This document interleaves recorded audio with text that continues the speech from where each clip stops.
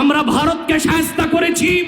যদি আটলান্টিকের উপর থেকে কেউ আগ্রাসন করতে আসে, বাংলাদেশের প্রত্যেকটি মাদ্রাসা একটা ক্যান্টনমেন্ট হবে। সেনাবাহিনীর সাথে কাঁধে কাঁধ মিলিয়ে মাদ্রাসার ছাত্ররা দেশ রক্ষায় মাঠে নামবে। আগ্রাসী শক্তিকে বলে দিচ্ছি, আমার দেশের সবুজ লাল পতাকার দিকে যে চোখ তুলবে তার চোখ উপড়ে দেওয়া হবে। আমার বাংলার কোন 1 ইঞ্চি মাটিতে আগ্রাসনের থাবা বসালে সেই কালো হাত ভেঙে দেওয়া হবে।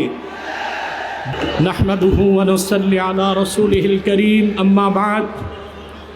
হেফাজত ইসলাম বাংলাদেশ কর্তৃক আয়োজিত আজকের মহাসম্মেলনের সম্মানিত সভাপতি হাজারাত উলামায়ে কেরাম, বাংলাদেশের বিভিন্ন প্রান্ত থেকে আজকের এই মহাসম্মেলনে আগত প্রতিটি মুমিন মুসলমানকে আমার হৃদয় নিংড়ানো ভালোবাসা, শুভেচ্ছা এবং অভিনন্দন।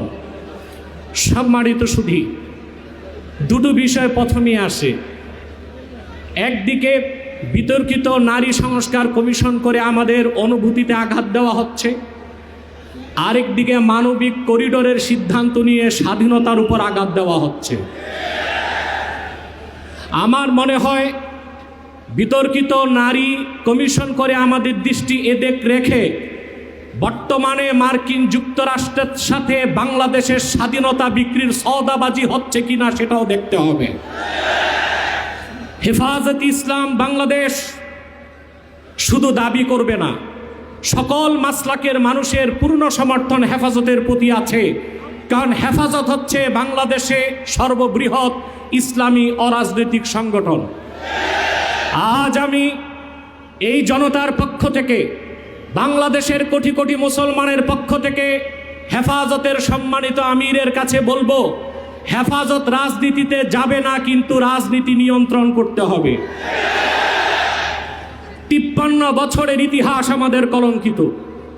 আলেম ওলামা, পীর মাশায়েখ আর মাদ্রাসা ছাত্রদের পবিত্র রক্তে পা রেখে তারা ক্ষমতায় যায়, আর ক্ষমতায় যে ইসলাম ও মুসলমানকে চ্যালেঞ্জ করে। এ সুযোগ আর দেওয়া হবে না।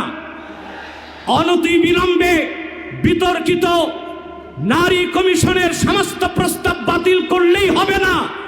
যে নারী নামের হিজড়াগুলোই দুঃসাহস করেছে, গ্রেফতার করে তাদেরকে আইনের আওতায় আনতে হবে। আরেকটি বিষয় হচ্ছে, ডক্টর ইউনূসকে বক্তব্য পরিষ্কার করতে হবে। 16 বছর ভারতীয় আধিপত্যবাদের বিরুদ্ধে আমরা রক্ত দিয়েছি।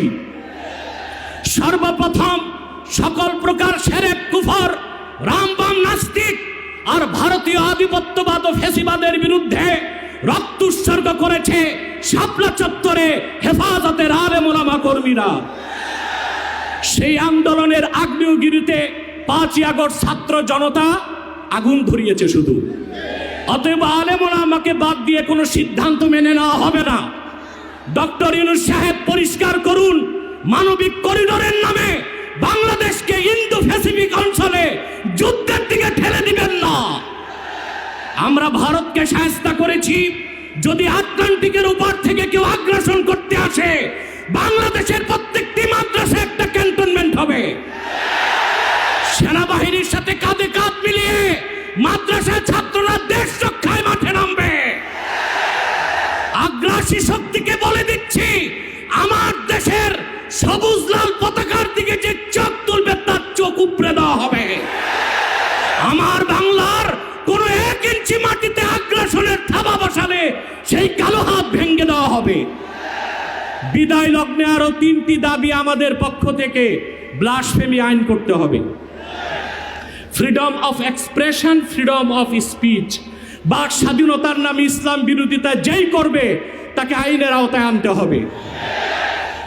আমার দেশে অসংখ্য আলেম ওলামা, নিরীহ মানুষকে জঙ্গি তকমা দিয়ে কারাগারে রাখা হয়েছে। যদি বাবর সাহেব মুক্তি পায়, তাহলে যে সমস্ত আলেম ওলামা জঙ্গির মামলায় ভিতরে, তারা কেন মুক্তি পাবে না? তাদের মুক্তির আগে সংস্কার না নির্বাচন হতে দেওয়া হবে না বাংলাদেশে। আমার 7ম দাবি, হেফাজতের পক্ষেই বাংলাদেশের সমস্ত মাসলাককে এক প্ল্যাটফর্মে আনা সম্ভব। একটি দাবি আদায়ের লক্ষ্যে, সেটা হচ্ছে বাংলাদেশে কাদিয়ানীদেরকে অবশ্যই অমুসলিম ঘোষণা করতে হবে। হেফাজত যদি ডাক দেয়, তাহরিকে খাতমে নবুয়্বত সহ সারা বাংলাদেশের মাসলাক আসবে। আমরা কাদিয়ানীদেরকে অমুসলিম ঘোষণার দাবি আদায়ে যদি জান ও মাল দিতে হয়, কারা কারা প্রস্তুত আছি। ওয়া আখির দাওয়ানা আনিল হামদুলিল্লাহি রাব্বিল আলামিন। ওয়াসসালামু আলাইকুম ওয়া রাহমাতুল্লাহি তাআলা ওয়া বারাকাতুহু।